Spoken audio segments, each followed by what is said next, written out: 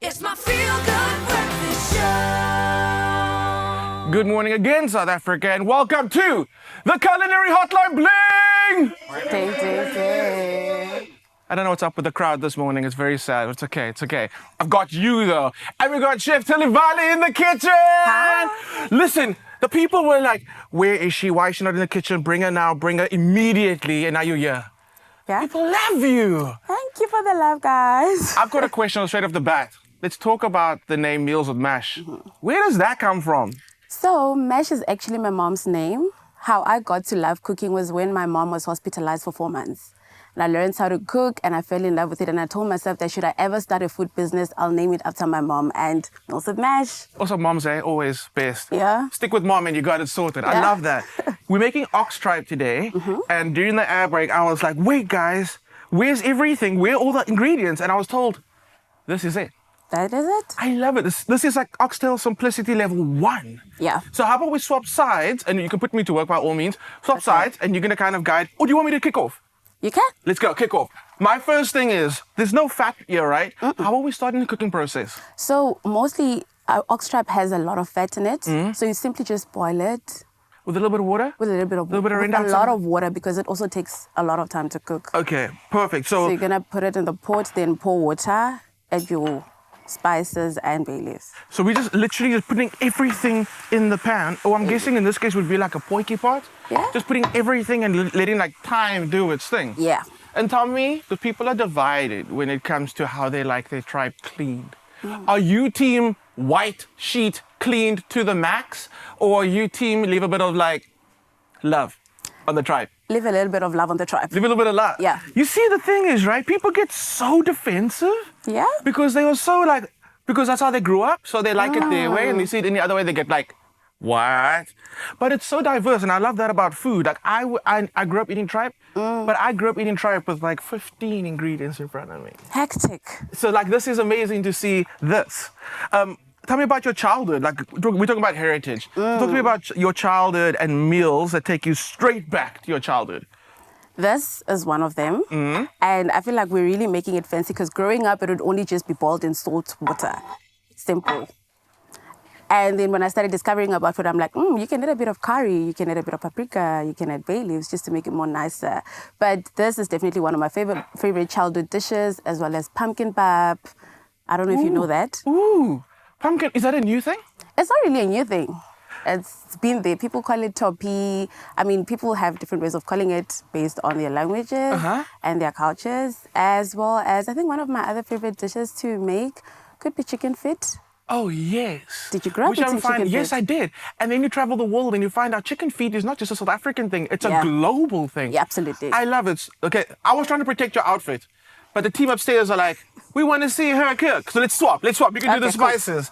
Okay, so talking about heritage, talking about meals like this, where's the fine line when you start taking dishes and you make them your own, and maybe make it a little modern, right? Because you know you're going to upset some people. Yeah. But where's the fine line between innovation and maintaining heritage? Is there a line? I don't think there is. You just push the boundaries, You right? push the boundaries. I love that. No, the reason is because we are so hard set on tradition, but times have changed. Yeah. So maybe ingredients aren't like the same anymore, or people have developed ailments like gluten intolerance, you know what I Yeah. mean? So I'm kind of sitting on the fence about this, but I love innovation in traditional food because you're still going to maintain the heritage. The heritage, A absolutely. little bit of like 2024. 2024. Talking yeah. about spices. Can you talk us through the spices and can you add them to the dish for us? So I'm going to be adding curry powder. I just love the taste of curry powder and also just how it elevates the color of the dish and gives it that bit of a kick, as well as paprika. And I'm sure you've added the stock already. Yeah. Okay, actually, we added water, so stock is a good one. Yeah? Oh, wait, I added the stock. What am I talking about? And the stock's got the salt in there Got as the well. salt So in that's why there. we're not adding salt. Yeah. Not adding pepper. We got the spice in there. We're rendering fat out of the tripe, so it's no fat. Yeah? And it's going to be amazing. It's going gonna to be so amazing. So delicious. I want to talk to you about your social media platform.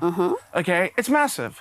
Did it happen overnight or has it been a work in progress? It has been a work in progress. And how long? And what would you say is the trick to successfully growing your social media platform? Authenticity and consistency. And for you, is it daily? Not really daily, but I try.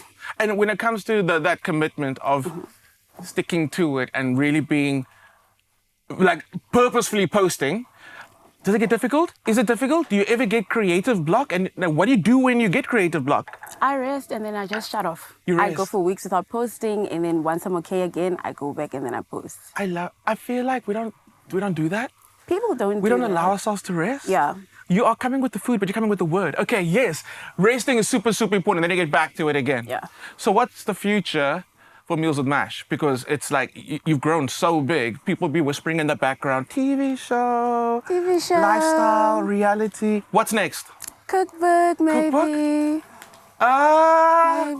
I TV love show, it. Maybe. I love it. I also believe there's never been a more relevant time to tell South African food stories. Yeah. The rest of the world's so proud of their cuisine. South Africa's right up there. We are on the world stage right now. And I believe we're taking our food there as well. I think we're getting there, and 'Cause I'm of so proud of that. Because of you. Yeah, period. Someone else wants to say something. We've got a voice now. Let's just have a listen. Good morning, Expresso show. This is Nosinto Mcimeli from Enqamakwe. The still unbeaten traditional food globally is umngqusho, samp and beans, Xhosa umngqusho. Got you. And we're talking about the fact that one dish will have so many names in South Africa. Yeah. Umngqusho is tripe, right? No. It's the like it's the- sample beans. It's the samp. Where am I at? There we go. And I love the going to the Eastern Cape. So many familiar dishes, completely different names. And I think it's kind of the spice of South Africa. We're all different, come from different places, different stories. Yeah.